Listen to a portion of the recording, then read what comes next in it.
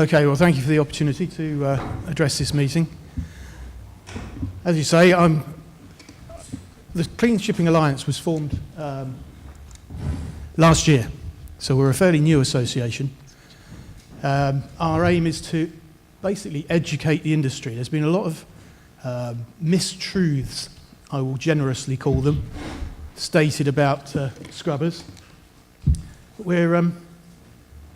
We're keen to try and dispel the myths that have gone out there about scrubbing.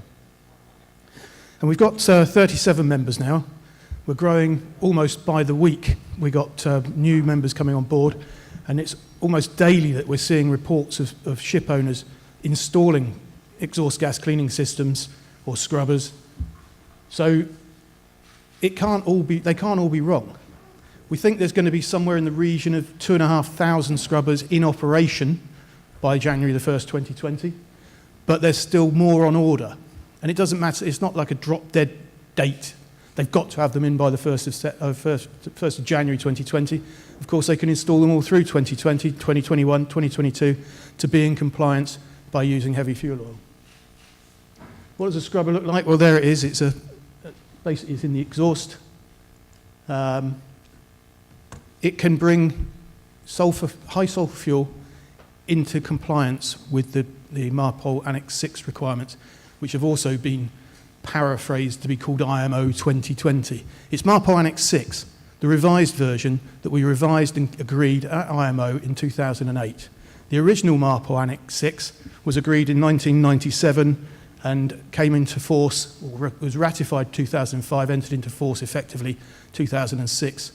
The revision process started in 2005, as soon as it was ratified. And I think the important thing to remember is the original MARPOL Annex 6 had the Regulation 4, which was entitled Equivalence. And that equivalence regulation allowed the use of technological abatement to comply with either Regulation 13, the NOx regulations, or Regulation 14, the SOx regulations. So it's not new, and it's certainly not a way round the regulations. It is a way of complying with the regulations as stipulated right from the start.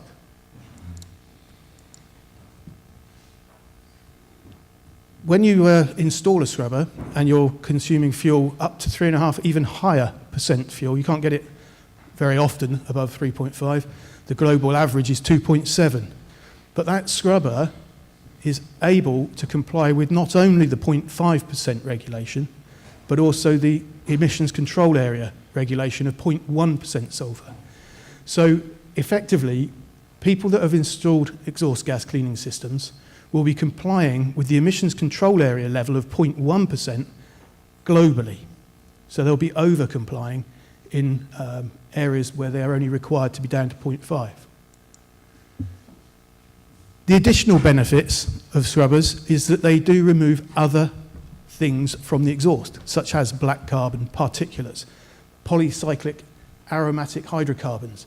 All of these things are the things that harm human health. And another thing that we must bear in mind is MARPOL Annex 6 is about air pollution. It's about cleaning the air amongst us. So in port, they are extremely useful because that's when the ships are closest to human beings.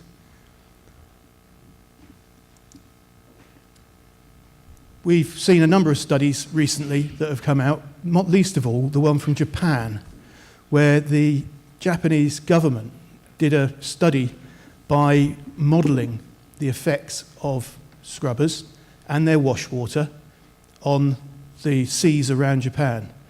They did a study which they decided to do a worst case scenario, as they referred to it, which was 100% ship compliance by using scrubbers.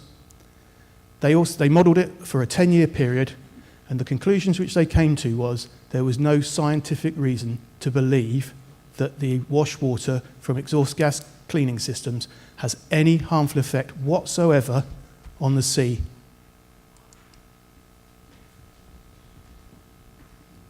And their conclusion was also that the use of scrubbers was actually better than the use of compliant fuel. There's a number of reasons for that. Compliant fuel, distillates mainly, even these hybrids that we're going to have, are going to be largely distillate fuel, distillate based. They may have an element of heavy fuel in there, but the vast majority is going to be distillate. When you burn distillates, you get PM 2.5 in greater quantities than you do when you burn heavy fuel oil, where the majority of the PM then is 10 micron rather than 2.5. PM 2.5 is the stuff that can bypass our system of preventing it entering our lungs, i.e. the hairs in our nose, to put it bluntly. It bypasses that because it's so fine it goes straight through, straight down, deep into the lungs, and in some cases passes straight into the bloodstream. So when we talk about human health, sometimes it's not always best to use the compliant fuel. With the use of an exhaust gas cleaning system, you actually remove a large amount of that particulate matter. And it's also worth bearing in mind, we're getting all this negative publicity about open loop scrubbing. These things aren't new. They've been in existence for years. Power stations have been using them and just literally discharging straight into the sea, and there were studies to see, again, that there was no harmful effect from the use of exhaust gas cleaning systems. So we've also had them in use on tankers in their inert gas systems. That's a scrubber by any other name. The only difference is they experienced a lot of trouble with them because the materials weren't as high spec as we're using now in exhaust gas cleaning systems, having built the knowledge of what materials are required. Quite exotic materials in some cases, because there is a certain amount of acidification in the reaction process prior to it becoming sulfate and water. I think you said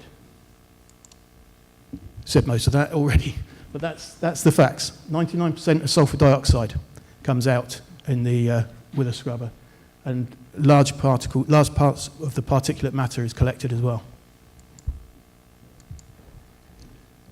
This is a quote from a report back in 1991, and it's one that I think is extremely important. It's worth noting that the sea is the natural sink for sulfur.